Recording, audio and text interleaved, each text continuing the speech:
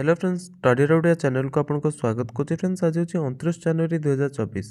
आज डेट जब important current affairs question हो अपकमिंग कॉम्पिटिटिव एग्जाम सब क्वेश्चन आप सहित वीडियो डिस्कसन करी समस्त डिटेल सहित से लास्ट जाए देखो वीडियो भल लगे लाइक करेंगे एंड फ्रेंड मान सहित शेयर करेंगे।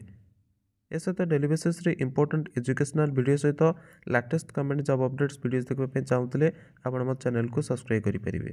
जदि कौन वीडियो पीडीएफ किंबा इंस्टांट अपडेट पाइप चाहते तेज आप टेलीग्राम एवं व्हाट्सएप चैनल जॉइन करेंगे। तार लिंक वीडियो डिस्क्रिप्शन बॉक्स में मिल जाए। तेज चलते डेनकर आरंभ करवा आज important question answer. Question number 1 with which country does India conduct the joint special forces exercise cyclone. Bharat क्यों देश सहित संयुक्त विशेष बल अभ्यास साइक्लोन आयोजित करिवो। ए क्वेश्चन करेक्ट आंसर होची इजिप्ट। भारत इजिप्ट संयुक्त विशेष बल अभ्यास साइक्लोन द्वितीय संस्करण मिश्र बा इजिप्ट रे आयोजित होबाकू जाउछि। तबे संयुक्त विशेष बल अभ्यास साइक्लोन भारत और इजिप्ट मध्य आयोजित करा जाय थाए। तबे भारतीय सेनार गोटे टुकड़ा जो रही 25 कर्मी सामिल अटंती विशेष बल से अभ्यास द्वितीय संस्करण जो अभ्यास हम इजिप्ट से पहुँच जाइछन्ती। तबे अभ्यास जो होउछि तार उद्देश्य कौन ना जो मरुभूमि रही अर्ध मरुभूमि रही से अंचल गोटे सेना अन्य सेनार माने कौन रही सब संचालन प्रक्रिया ताकू अवगत हवा। नेक्स्ट क्वेश्चन देखिबा।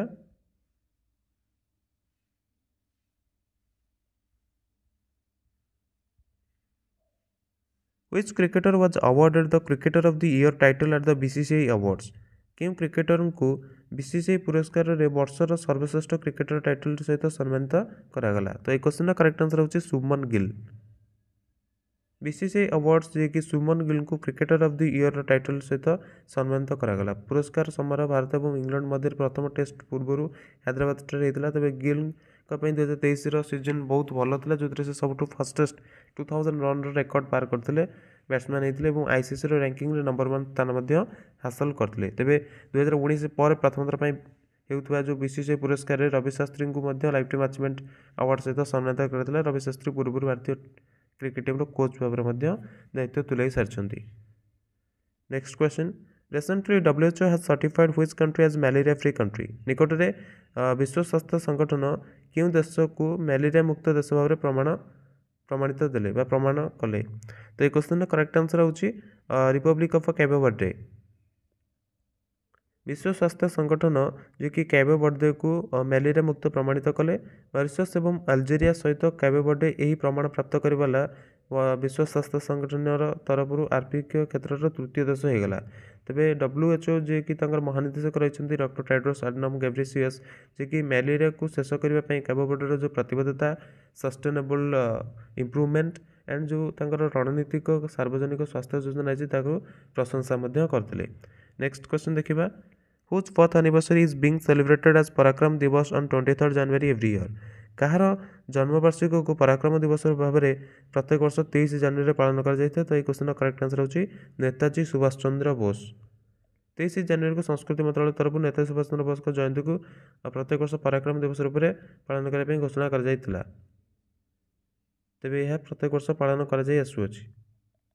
Next question who named female wushu sanda player of year. वर्षर महिला उषु सैंडा माने खेलाड़ी भाव में कहार नाम को नामित करागला। तो ये क्वेश्चन करेक्ट आंसर होची नाओरेम रेसिबिना। भारतर जो रेसिबिना नाओरेम रही इंटरनेशनल फेडरेशन द्वारा वर्ष 2023 महिला उषु सैंडा प्लेयर भाव में नामित कर।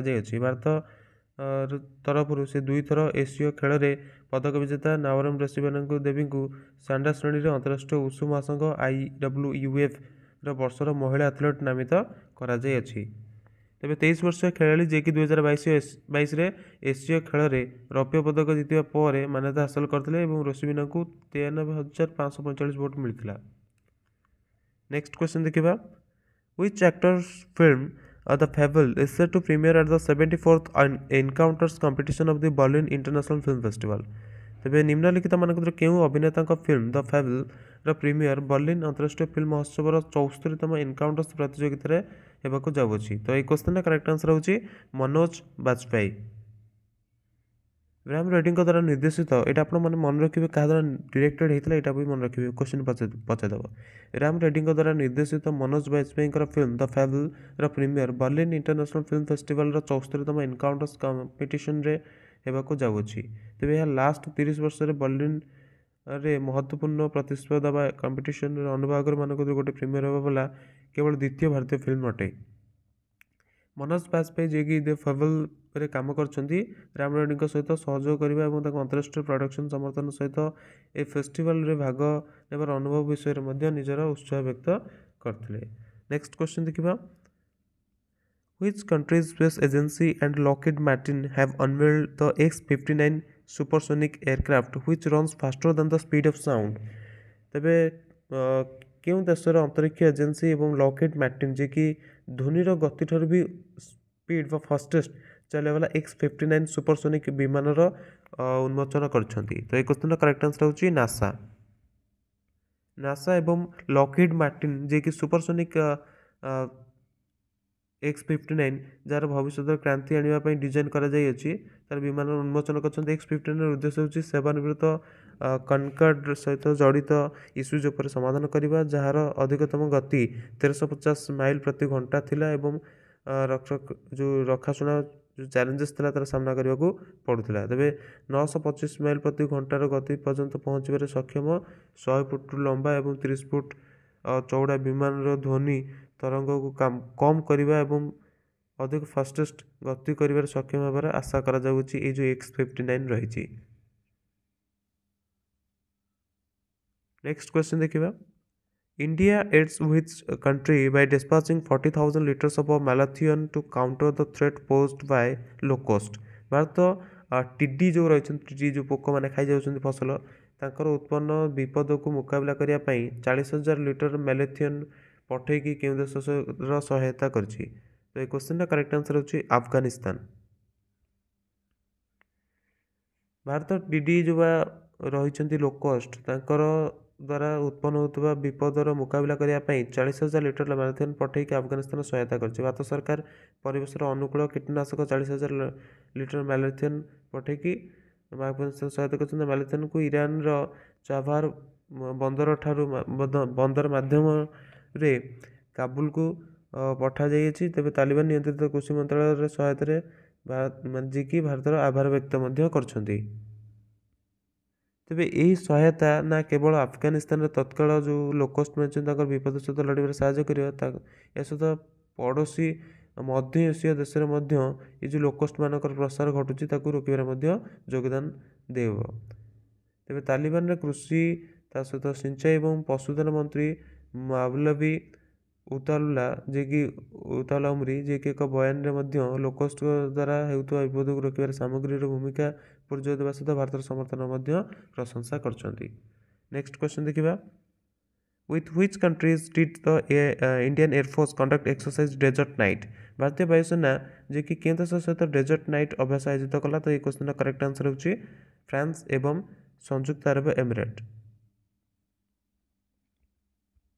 भारतीय वायुसेना इंडियन एयरफोर्स फ्रांस और संयुक्त अरब एमिरेट सहित अभ्यास डेजर्ट नाइटर आयोजन कला। तेज 23 जनवरी 2024 भारतीय वायुसेना एवं फ्रांसीस वायुसेना सहित अंतरिक्ष बल और संयुक्त अरब एमिरेट्र वायुसेना सहयोग अभ्यास डेजर्ट नाइट आयोजन कर फ्रांसीस भागीदारी राफेल जो लड़ुआ विमान रही एक मल्टी रोल टैंकर परिवहन सामिल था जबकि कि संयुक्त अरब एमिरेट वायुसेना F-16 को नियोजित करथिला जे कि संयुक्त अरब एमिरेट्र ऑल डफरा हवाई जो एयरपोर्ट रही संचालित होता।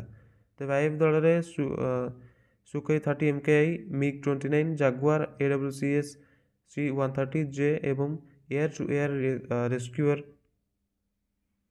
रिफ्यूलर विमान सामिल करा जायतिला।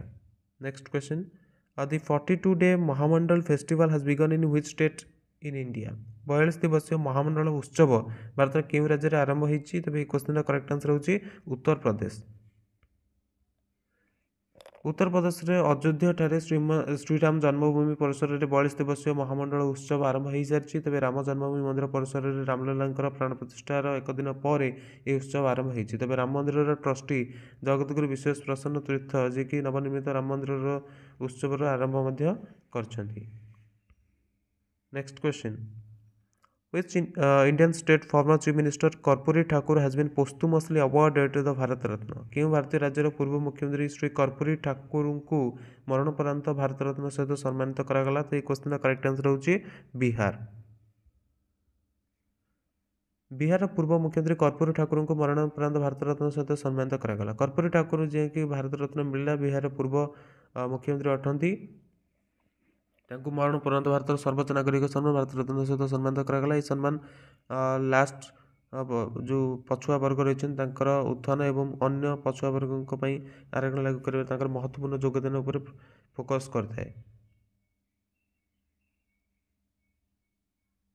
Next question, Which Islamic association will spearhead the construction of the Masjid Muhammad bin Abdullah Mosque in Ayodhya, India? तेबे केउं इस्लामिक संघ भारतर अयोध्या रे मस्जिद मोहम्मद बिन अब्दुल्ला मस्जिद निर्माण नेतृत्व करिवो? तो ये क्वेश्चन करेक्ट आंसर होची Indo Islamic cultural foundation.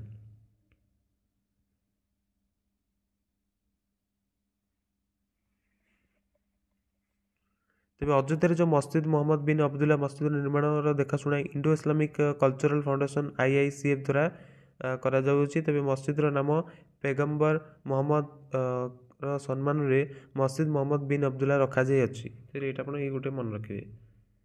Next question, What is the current rank of India in terms of a world stock market capitalization as per January 2024? जनवरी 2024 अनुसार विश्व रे शेयर बाजार मान पंजीकरण रेकर्ड अनुसार भारतर बर्तमान रैंक कौन रही? तो ये क्वेश्चन करेक्ट आंसर होची फोर्थ, चतुर्थ। 22 जनवरी 2024 पर्यंत भारत पंजीकरण हिसाब से भारत विश्व स्तर में चतुर्थ सब बड़ शेयर बजार स्थिति रखी। तेज भारतर बजार पंजीकरण बर्तमान $4.33 ट्रिलियन पर्यंत पहुंची और हांगकंग को पछरे छाड़ी देती जे कि $4.29 ट्रिलियन अटे। तेज शीर्ष 3 स्थान रही स्थान में 50.86 ट्रिलियन मार्केट कैप सहित संयुक्त राज्य अमेरिका रही प्रथम स्थान में। द्वितीय स्थान 8.44 ट्रिलियन सहित चीन एंड 6.36 ट्रिलियन सहित जापान रही तृतीय। Next question, Which two individuals were honored with the Colonel C.K. Naidu Lifetime Achievement Award by BCCI? BCCI द्वारा क्यों दुई व्यक्ति को colonel C.K. Naidu lifetime achievement पुरस्कार सहित सम्मानित करागला? तो आंसर होची आपनकर रवि शास्त्री एंड फारूक इंजीनियर। रवि शास्त्री और फारूक इंजीनियर दुई जन को BCCI द्वारा प्रतिष्ठित colonel C.K. Naidu lifetime achievement पुरस्कार सहित सम्मानित करागला। तब हैदराबाद आयोजित पुरस्कार समारोह में भारतीय क्रिकेट में उल्लेखनीय योगदान को मान्यता दी जाता। तो बहु की प्रतिभार धनी रवि शास्त्री जे कि 1983 भारत विश्वकप जीत और 1950 विश्व सीरीज जीत महत्वपूर्ण भूमिका निभाई। तो भारतर पूर्व विकेट कीपर फारूक इंजीनियर को खेल महत्वपूर्ण योगदान ये पुरस्कार प्रदान करागला। Next question, Which ministry is set to launch the Fit India Champions podcast series? तेज क्यों मंत्रालय जे कि fit India champions podcast series launch करने रेडी होती? तेज आंसर होची आपनकर खेल एवं youth affairs ministry of sports and youth affairs. शीर्ष एथलीट नीरज चोपड़ा और शीतल देवी विशेषता वाला fit India champions podcast series youth affairs and sports ministry द्वारा लॉन्च करा जायछि। तेबे यही 10टी एपिसोड सीरीज सहित भारत खेल नायकों उल्लेखनीय उपलब्धि और प्रेरक कहानी उजागर कर। Next question, what is the theme for national tourism day 2024? National tourism day जो रही 2024 तार थीम कौन थी? राष्ट्रीय पर्यटन दिवस 2024 विषय वस्तु कौन थी? तो आंसर होची आपनकर सस्टेनेबल जर्निंग टाइमलेस मेमोरीज। राष्ट्रीय पर्यटन दिवस प्रत्येक वर्ष 25 जनवरी पालन करें। तेबे यह पर्यटन दिवस महत्व और यार सामाजिक आर्थिक और सांस्कृतिक मूल्य विषय वैश्विक समुदाय मध्य जागरूकता सृष्टि करने दिवस उद्देश्य। पर्यटन और संचार मंत्रालय अंतर्गत 1958 में विशेष रूप से पर्यटन सहित संबंधित एक विभाग स्थापना कर विश्व पर्यटन दिवस 27 सेप्टेम्बर में पालन कर मन रखिए। वर्ल्ड टूरिज्म डे जो रही है आपंकर 27 सेप्टेम्बर में पालन कर जोटा कि 27 सेप्टेम्बर 1980 में UNWTO प्रथम विश्व पर्यटन दिवस पालन करता। तो विश्व पर्यटन संगठन जो रही United Nations World Tourism Organization UNWTO तार हेडक्वार्टर होची मैड्रिड, स्पेन मैड्रिड। स्थापना होता 1 नवेम्बर 1975 में। प्रथम प्रमुख महासचिव रही जुराब पोलोलिकाश्विली जे कि जनवरी 2022 माने रही कंटिन्यू। तेज आमर जो पर्यटन दिवस पालन करामर यहाँ 25 जनवरी पालन कर प्रत्येक वर्ष। नेक्स्ट क्वेश्चन देखा। तो फ्रेंड्स ये आज ये क्वेश्चन। आई होप आपको वीडियो भल लगे तो भल लगे लाइक करेंगे एंड फ्रेंड मान सहित अधिक मात्रा में शेयर करेंगे। Thanks for watching. Best of luck for upcoming competitive exams. Take care of yourself and your family.